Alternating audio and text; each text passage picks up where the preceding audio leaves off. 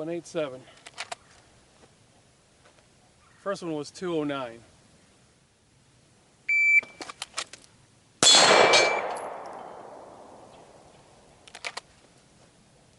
$175.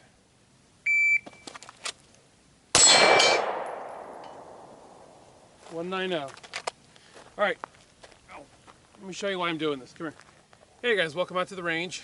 I know that sometimes people get in the comment section and they ask me what I think about this or what I think about that. I will tell you straight up, I have a very parochial view about what is considered good to go EDC gear.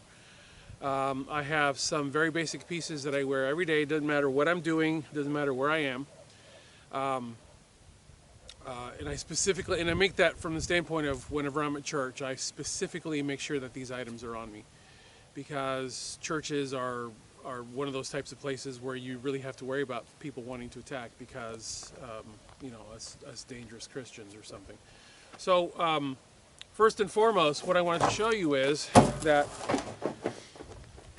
the way I'm dressed, there's nothing tactical about the way I'm dressed. I know someone's going to think the hoodie that I'm wearing is. It's actually not. This is a full zip jacket. It's called Dragon Wear, and it's actually a company that makes clothing for electricians. My friend Phillip wears one of these, and we were training probably about 3 years ago now. And I said, "What is that jacket?" And he said, "It's a Dragon Wear," and he explained why it's called Dragon Wear. There's an arc rating. There's an arc flash rating on the sleeve, and has a built-in. There's a term for it. Balaclava? I don't think there's a term for this thing. I forget what it is. It might just be mask. I don't know. Anyways, it pulls up. The hood goes all the way over, and it's actually designed to go around hard hats. But ironically, it actually fits very tightly even without a hard hat. But the entire jacket is flash resistant to such a degree that I remember when they were first demonstrating this years ago, the founder of the company actually allowed a blowtorch to be taken to his sleeve just to show that this clothing actually will resist intense heat. So I like this jacket. I used to do a lot of business travel, and this and denim are probably the two best things that you can be wearing if there's any chance of fire, because natural fabrics are really good at resisting heat as opposed to synthetics, which will just crinkle up, which is why when I was a cop, we were called, what was it? It was called Canaries in Blue or Shrink Wrap something or another, because polyester. So anyways, what I wanted to show you is I've got everything on me that I normally wear for EDC, and you really can't see any of it, can you? So I'll show you what those items are. So basically, first and foremost is my Glock 17. This is a gun that you guys have seen many times, but very recently I had the slide recut by Doug Presson to accept an RMR, because I'm not a very sentimental person, and I've had this slide since either 2012 or 2014. I think it was 2014. So a decade. And I've put tens of thousands of rounds through this slide, and it is phenomenal. No cracks, no major wearing issues, nothing. And so I sent it back to him, and he was able to cut it for an RMR, and now this is my EDC gun. It goes in a holster made by my friend Phillip McGuire, who, like I said, is a professional electrician. This was going to be the Tier 1 Citizen Concealment holster, but because, like I said, Phillip is an electrician, that this program was never able to get off the ground, because as much as he's my friend and he would build these if I asked him to, he doesn't really have the time, and I'm not about to ask him to add to his daily workload to make holsters for me. So if you make holsters, let's talk. Glock 17 with RMR. 21 rounder. Sometimes I will wear an extra 21 rounder, and as you guys have, or may or may not have seen, I modify my blue jeans by sewing up the back pocket right up the middle. Usually back pockets on, I'm a big dude, usually back pockets on large jeans like mine are about 7 inches across. So I measure to the 3.5, and I scrawl a line with a Sharpie using a ruler, and then I sew from the bottom to the top, and then when I get to the top, I go back and forth two or three times, and we're just talking ordinary needle and thread. And then because these are stretch jeans, you end up with an effect where it holds the magazine tight into the pocket, and you can actually tuck it in, and that little edge of stitching on the pocket actually holds the magazine fairly tight. And when you need it, you go to the bottom and you slap, and it comes up and out into your hand. So you can have technically 4 21 rounders across. I call it my butt rig instead of my chest rig. So you can actually have 4 mags if you really wanted to, but I usually stick with 1 or 2. AirPods Pro, iPhone. This is a Cold Steel Voyager 2. Shivworks clinch pick, which this is one of those knives that is known as a get off me blade. Car keys on my improved before fight pull tag. And by the way, guys, these pull tags are amazing. I had these done several months ago now. This one has been in continuous daily use. It is always being handled, always being, that kind of thing. And it really works. It works beautifully.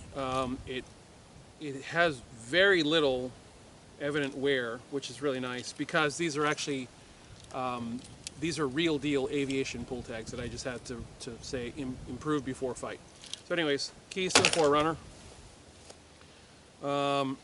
Burt's Bees, there's more usefulness to this in a minute, I'll show you.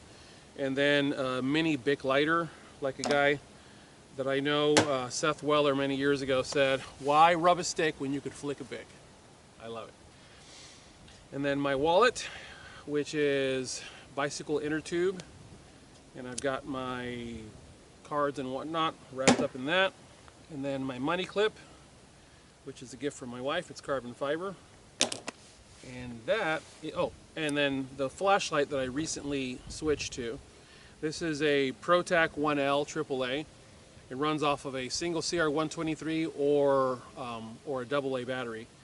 And it is I don't like rechargeable lights for EDC lights. If you want to have a backup light, the little Stream Pro Stream, I think is what it's called, fine. Rechargeable, who cares? But an EDC light should be battery driven, and you should have 2. And that is quite literally it. And the reason you saw me kind of do that with my finger earlier was I'm retraining my hands where to grab my shirt, because this now goes in this little cross section right here. I don't know if every blue jean is this way. The ones that I use are. I forget the name of these, but anyways, I'll show you on the screen. The Protac 1L goes into the top of the pocket right here, and it actually goes across this way as opposed to down into the pocket. There's a section of the jeans, I honestly don't remember ever having seen this in other jeans, but these seem to have it. Oh, Urban Star is the name of this brand.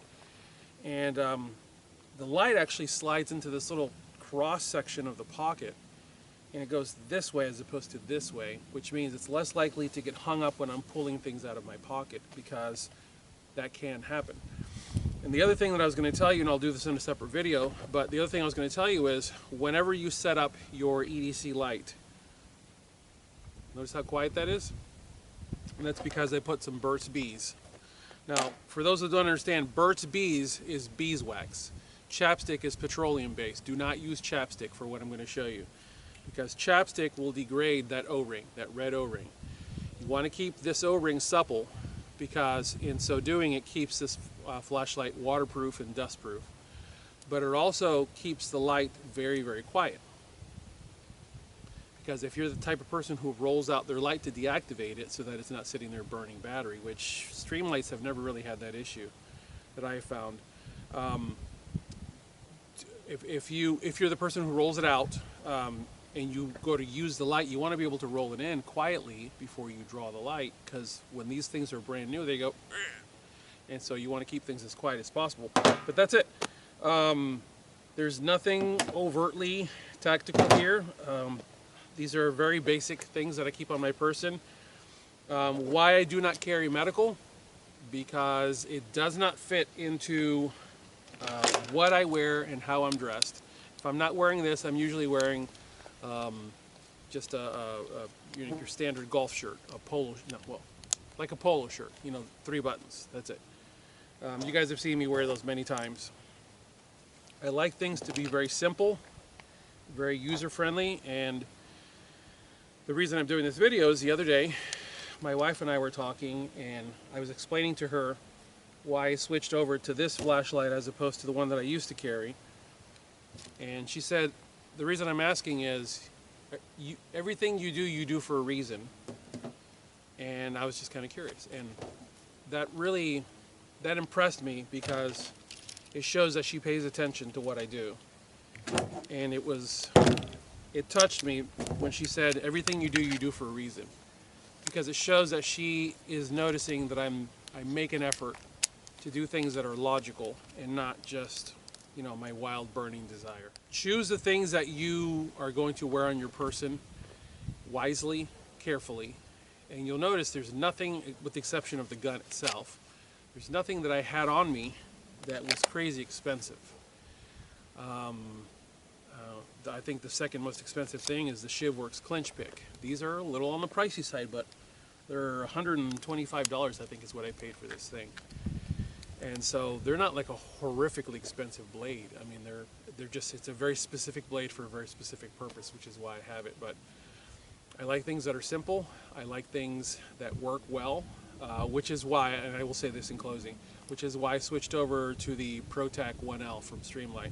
I've had standard Protac 1Ls, the little ones, for years, the 200 lumen ones. This one's like 350 or something like that, 350 lumens. 40 lumens low, 350 lumens high, off one CR123A.